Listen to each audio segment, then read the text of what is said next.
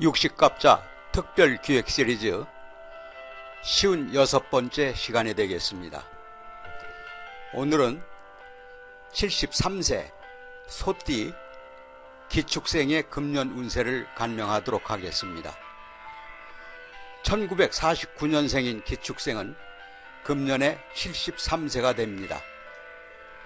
참고로 태어난 월이 양력 12월이나 1월일 경우에는 띠가 달라질 수 있음을 알려드립니다. 천간의 기토는 기토위운이라 하여 구름을 상징하고 지지의 축토는 축의 유한이라 하여 버드나무를 상징합니다. 전체적인 의미에서는 버드나무 위에 있는 구름이 떠 있는 형상이 되겠습니다. 지지의 축토가 동토를 상징하고 있습니다. 양인가살과 군겁쟁제로 재와 관이 극살하는 기운이 강합니다. 그리고 천간과 지지가 오행이 같기 때문에 간여지동이라고 합니다. 이 간여지동을 놓게 되면 부부불화의 상징성을 의미합니다. 기축생은 천액성을 내포하고 있습니다. 나분 오행으로는 진력화, 벼락부를 의미합니다. 그래서 수기운이 없으면 합격사주로 곤궁함을 면치 못하는 인생이기가 쉽습니다. 십신법으로는 비견을 낳았습니다. 그리고 귀도를 낳았는데요. 귀도는 천액성을 상징합니다.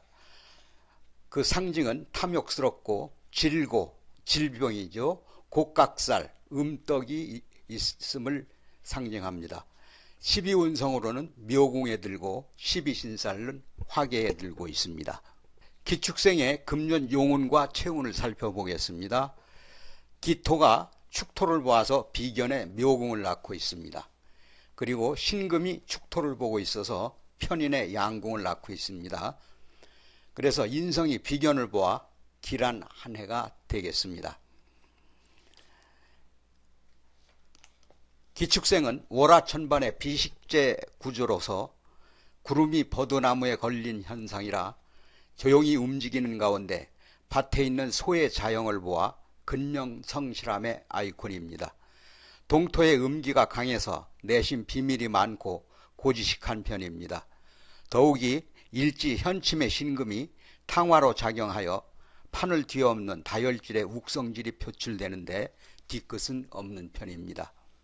가끔 속고집으로 부부해로의 문제를 이야기하지만 일 자체를 좋아하고 재적 성취에 관심이 많아 주머니에 돈이 떨어지는 일은 없습니다. 기축생은 식신생재를 하기 때문에 재복은 당연한 귀결인데 다만 식재가 고지에 들기 때문에 돈을 잘 쓰는 것 같아도 구두쇠가 많아 지출 후에 후회하는 스타일입니다. 꽁꽁한 땅에 인묘가 되는 형국이라 놔서 기질 자체가 애수의 고독방명이기가 쉽습니다. 따라서 조우상 병화의 양기를 받지 못하면 자칫 자신을 학대하거나 이기적 성향을 띠기 쉽습니다.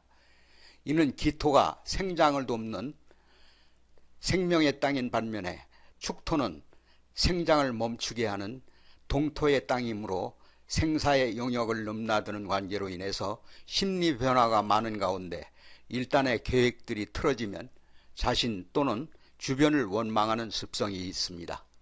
기축생의 재성을 살펴보겠습니다. 남명에게는 재물이 되고 여명에게는 시어머니와 재산을 상징합니다. 재성은 대좌 묘궁해서 처덕이 있는 듯해도 부부 적막함을 면하기 어려우니 공방수를 두기가 쉽습니다. 강태공의 병법을 이용한 역술기법으로 팔신장인 휴, 생, 상, 두, 경, 계, 경, 사 이렇게 8신장이 있는데요. 이것을 강태공이 병법으로 이용했는데 역술의 기법으로 맞춘 것이라 해서 기문둔갑이라고 합니다.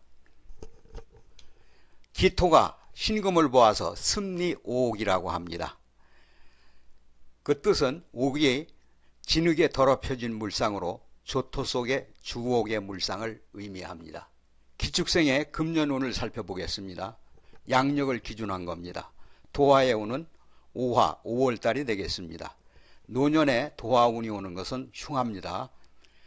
망신운은 신금 8월달이 되겠습니다. 12구설을 조심하셔야 되겠네요. 역마의 운은 신금이 되겠습니다. 8월달이 되겠습니다. 그리고 원진 귀문 도화운이 한꺼번에 몰아닥치는 게 5월달이 되겠습니다. 그래서 5월달은 가장 흉하기 때문에 가급적이면 움직이지 않는 게 제일 뱃속 편합니다. 고신살이 있는데요. 고신살은 호래비살이라고 합니다. 인목운인데요. 2034년에 부인의 병고나 사망에 이를 수 있습니다. 그리고 과숙살이 있는데요. 과숙살은 술토가 되겠습니다. 2030년에 남편의 병고나 사망에 이를 수 있습니다. 천간합의운을 좀 살펴보겠습니다. 기토가 세운에서 간목을 보면 중정지합이라고 합니다. 간목운인 2024년 갑진년에 비거분의 발홍으로 건강에 좋아져서 만사가 여의합니다. 기축생의 건강과 질병을 살펴보겠습니다. 간장, 위장, 대장, 비장, 관절염, 신경통, 우울증, 신장, 방광 질환에 취약할 수 있습니다. 기축생의 신살을 살펴보겠습니다. 육수를 갖고 있습니다. 육수는 만능 요령꾼입니다. 재치가 있는데 한 가지 흠은 조급한 것이 단점입니다. 그리고 곡각살을 갖고 있습니다. 운에서 형충이 되면 관절염, 골절사고를 발생하고 현침살과 동조하면 생사의 수술과 신체 장애로 고생할 수가 있습니다.